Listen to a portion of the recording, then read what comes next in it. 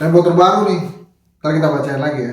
Kan waktu itu katanya minta tolong juga sering-sering dibacain, jadi tahu isinya kalau yang nggak bisa beli. Mudah-mudahan dikasih izin sama redaksi Temponya ya. Menarik soalnya nih.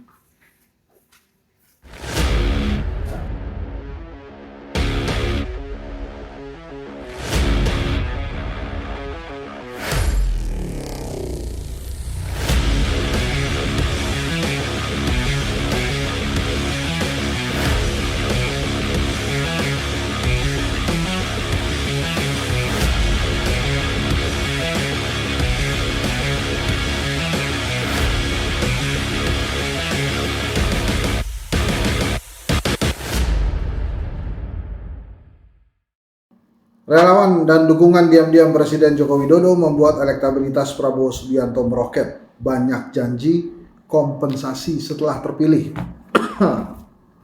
Kita bacain nih opininya majalah Tempo. Jokowi, Prabowo, dan regresi demokrasi Indonesia.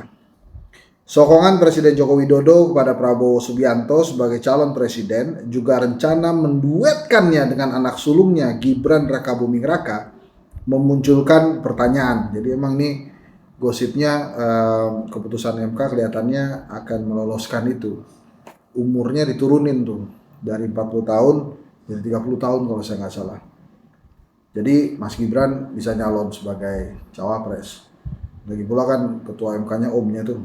Jadi sangat mungkin bisa dipenuhi ya, tapi nanti kita lihat ya. Kita kan tidak perlu dan tidak boleh juga mendahului keputusan MK tuh. Mudah-mudahan bisa lebih adil dalam menyikapi hal ini karena ini ada kaitannya dengan Indonesia. Saya teruskan ya. Saya ulang lah. Sokongan Presiden Joko Widodo kepada Prabowo Subianto sebagai calon presiden juga rencana menduetkannya dengan anak sulungnya Gibran Rakabuming Raka memunculkan pertanyaan, bagaimana kualitas demokrasi Indonesia setelah pemilihan umum 2024 nanti. Prabowo adalah calon presiden yang diusung Partai Gerindra. Menurut sejumlah survei, elektabilitasnya kini mengungguli Ganjar Pranowo, kandidat presiden Partai Demokrasi Indonesia Perjuangan.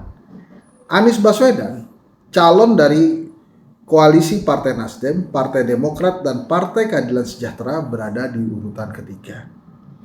Tak bisa dimungkiri kedekatan dengan Jokowi turut mengerek popularitas Prabowo. Nama Prabowo juga mulai populer di kalangan pemilih muda.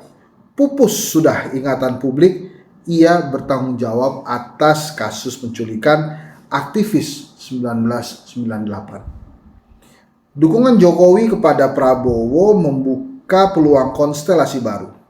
Putra Jokowi, Gibran Rakabuming Raka, santer disebut bakal mendampingi Prabowo dalam pemilihan presiden 2024. Ini bahkan gosipnya Pak Jokowi juga bisa jadi ketua umum Gerindra nih kalau Pak Prabowo jadi presiden, katanya gitu ya. Katanya itu juga gosip lah.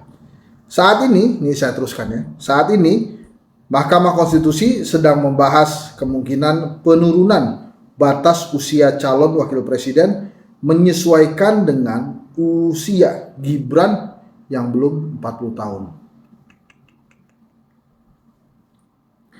Berpegang pada survei internal Gerindra, Prabowo yakin memperoleh tambahan suara bila berduet dengan wali kota Solo tersebut. Secara bersamaan, Gibran juga diproyeksikan maju dalam pemilihan gubernur DKI Jakarta. 3 bulan menjelang masa pendaftaran, konstelasi masih bisa berubah. Jokowi mungkin tidak akan buru-buru menjatuhkan dukungan. Peluangnya mendukung Ganjar tetap terbuka dengan memelihara 2 kemungkinan. Jokowi ingin tetap diperhitungkan.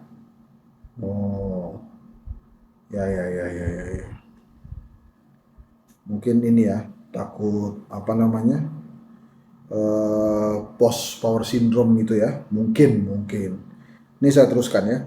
Tapi bila Jokowi resmi menyokong Prabowo dengan kemungkinan Prabowo menggandeng Gibran, masa depan politik Indonesia bisa jadi seperti Filipina.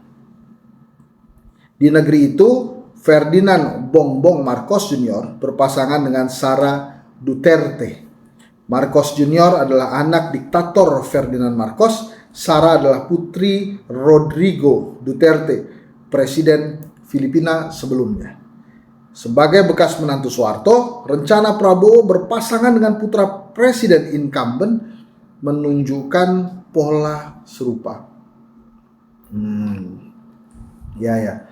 Maksudnya tuh bisa jadi mirip-mirip di Filipina. Jadi penguasa sebelumnya Marcos gitu ya, kan pasangan sama Sarah. Nah ini juga penguasa sebelumnya Pak Prabowo zaman Orde Baru nih, zaman Soeharto, berpasangan sama anaknya Pak Jokowi. Saya lanjutkan nih. Di Filipina, Marcos Junior memenangi pemilihan presiden dengan menyebarkan disinformasi dan klaim palsu untuk mencuci kebrutalan ayahnya. Ia membual dengan menyebut Marcos Senior berhasil membawa Filipina menjadi kekuatan ekonomi terbesar ketiga di dunia. Padahal di era Marcos Senior, kemiskinan, korupsi, dan pelanggaran hak asasi manusia merajalela. Bukan hanya itu, Marcos Junior juga menyerang rivalnya dengan kampanye hitam. Pesan bohong dan kampanye hitam disebar lewat media sosial. Strategi ini berpotensi disontek di Indonesia.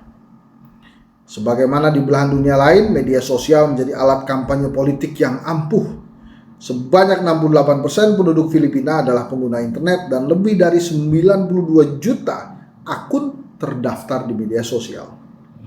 Kemenangan Marcos Junior semestinya memberi pelajaran bagi Indonesia yang punya pola klientelisme, patron klien, serta budaya digital serupa Filipina. Klientelisme terjadi ketika pemilih, penggiat kampanye, atau para aktor menyediakan dukungan elektoral bagi politikus dengan imbalan materi. Yang membedakan Filipina dengan Indonesia adalah struktur masyarakat, termasuk peran tuan tanah yang juga bisa menggiring pemilih. Di Indonesia, penetrasi internet mencapai 78,19% dari populasi, dengan jumlah pengguna aktif media sosial sebanyak 167 juta. Warganet Indonesia memiliki literasi digital yang rendah, tapi menghabiskan waktu bermain media sosial selama 198 menit setiap hari. Itu kalau dihitung jam ya 3 jam lebih tuh ya per hari tuh. Terlama kedua di Asia Tenggara setelah Filipina. Jadi Filipina nomor 1, Indonesia nomor 2. Maka media sosial rentan sebagai ladang informasi palsu selama masa kampanye. 2 pemilu terakhir membuktikan bahwa media sosial menjadi palagan bagi tim kampanye dan pendukung kubu yang berseteru. Alih-alih mempertaruhkan ideologi, gagasan, atau substansi kebijakan, mereka membanjiri media sosial dengan hoax, caci maki, hasutan, serta politik identitas. Kejadian serupa bisa terulang pada pemilihan presiden 2024.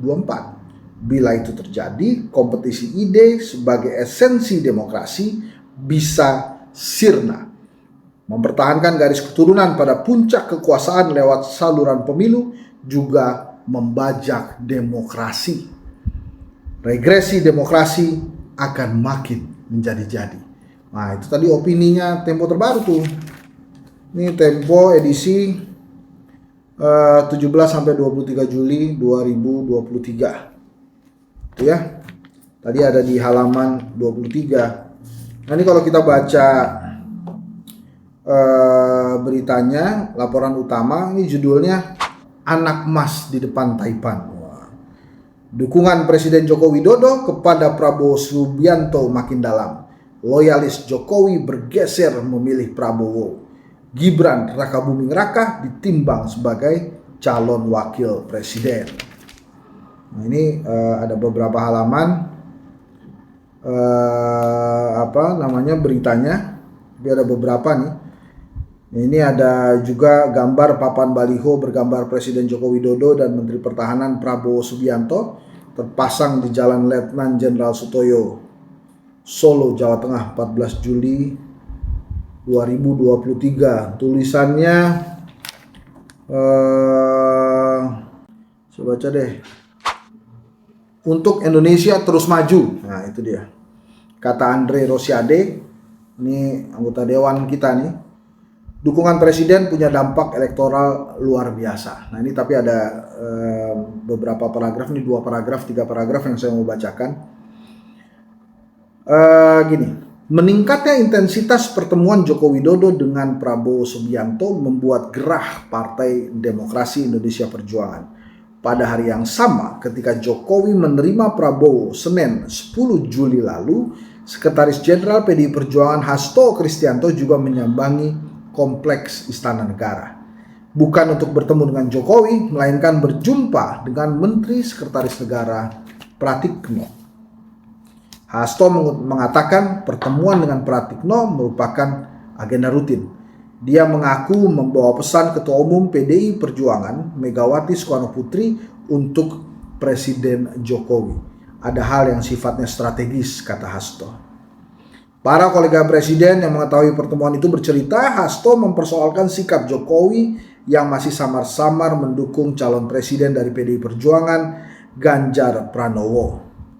Partai Banteng menilai Jokowi lebih terlihat menjadikan Prabowo sebagai anak emas. Selain itu, Hasto disebut-sebut mempertanyakan kabar Jokowi bakal hengkang dari partai yang telah membesarkannya. Dimintai tanggapan mengenai isi pembicaraan dengan Hasto, Pratikno tak membalas pesan WhatsApp hingga Sabtu 15 Juli lalu. Adapun Hasto menyanggahnya informasi itu tidak kredibel. Nah, ujarnya melalui pesan teks pada Tempo Kamis 13 Juli lalu. Sinyal dukungan Jokowi kepada Prabowo sebenarnya terlihat dalam setahun terakhir. Jokowi menyarankan Prabowo membangun koalisi dengan Partai Kebangkitan Bangsa. Presiden juga mengusulkan bekas menantu Soeharto. Presiden juga mengusulkan bekas menantu Soeharto itu mencari pendamping dari kalangan Nahdlatul Ulama.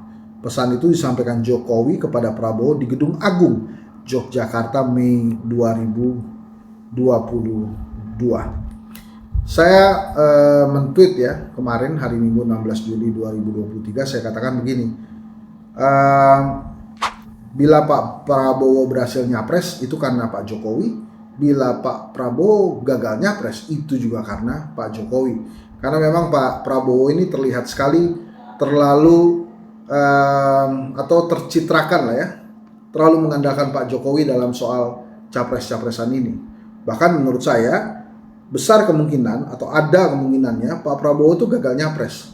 Begini, bila ternyata Pak Joko Widodo ya sebagai presiden, kader PDI Perjuangan tegak lurus kepada PDI Perjuangan, kepada Ibu Megawati Soekarnoputri, dan kemudian mendukung Ganjar Pranowo, maka menurut saya Pak Jokowi akan memerintahkan partai politik yang berada di dalam koalisi pemerintahan, kecuali PDI Perjuangan, Nasdem, dan Gerindra, untuk mendukung PDI Perjuangan. Jadi P3, PKB, PAN, dan Golkar itu akan diminta oleh Pak Jokowi mendukung PDI Perjuangan. Karena kan partai-partai, 4 partai yang saya sebutkan lagi tadi itu nggak independen tuh, sangat tergantung nasibnya pada Pak Jokowi. Bayangkan bila kemudian Pak Jokowi memerintahkan 4 partai itu mendukung PDI Perjuangan, P3 malah udah duluan nih, Pak Prabowo nggak punya teman koalisi. Jadi bahkan PKB pun tidak akan join dengan Pak Prabowo.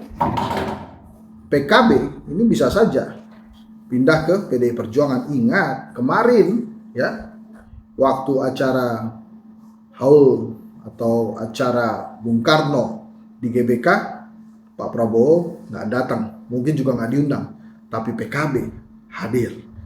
Jadi menurut saya ini saran nih buat Pak Prabowo, daripada menunggu menjadi sebuah ketidakpastian atau di pangku mati misalnya, lebih baik segera saja umumkan bersama Caimin, bersama PKB, sehingga pasti Anda bisa mencalonkan diri sebagai calon presiden.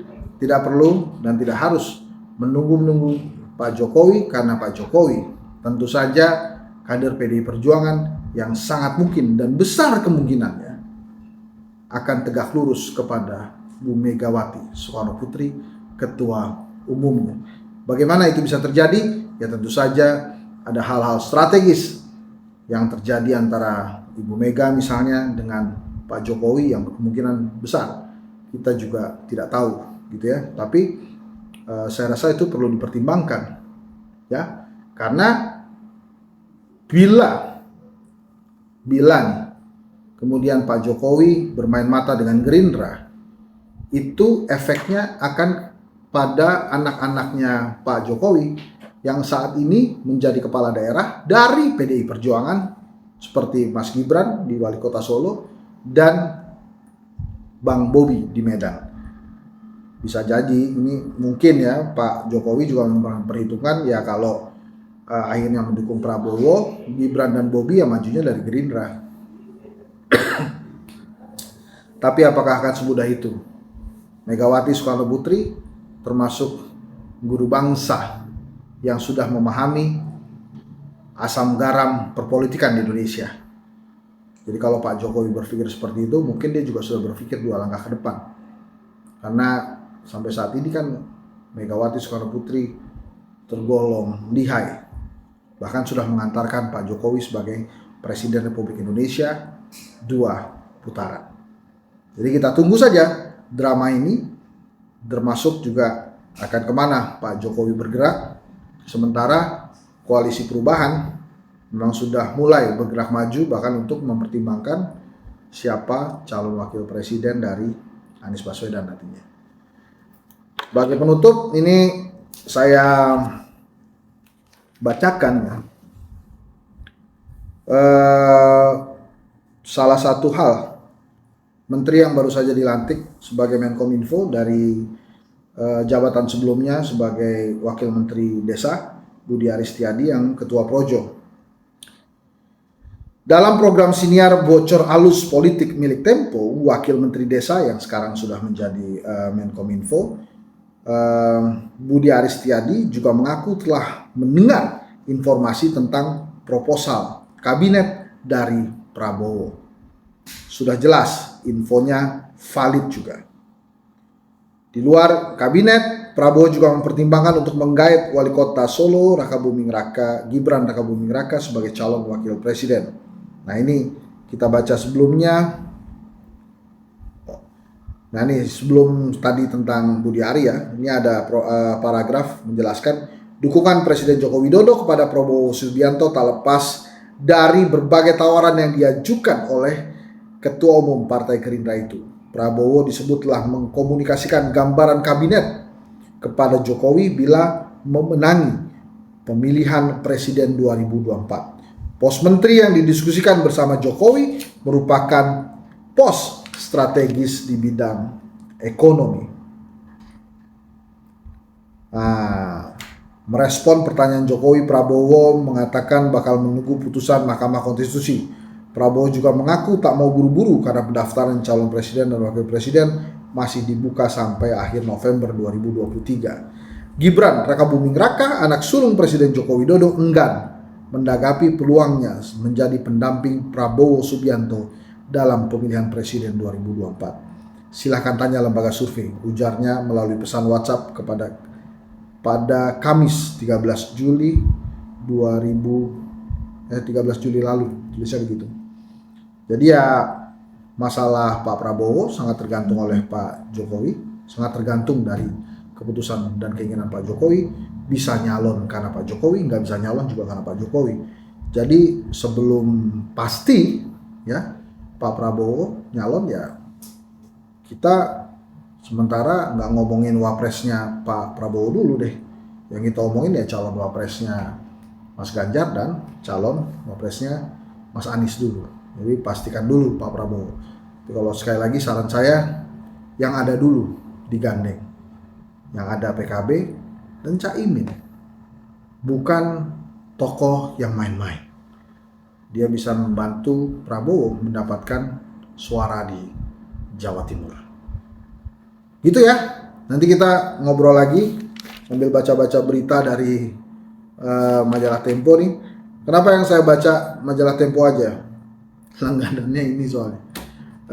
Ada beberapa langganan lain lah, harian-harian ya. Tapi memang menarik nih kita baca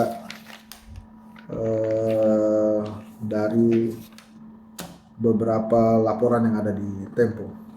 Lembaga survei kedai kopi gimana?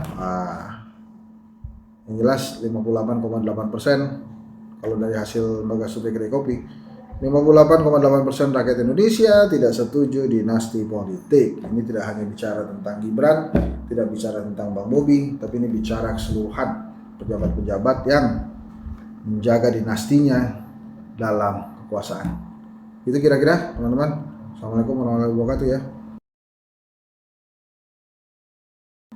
Ini perlu itu nggak sih ngomongin tolong komen, share, subscribe gitu?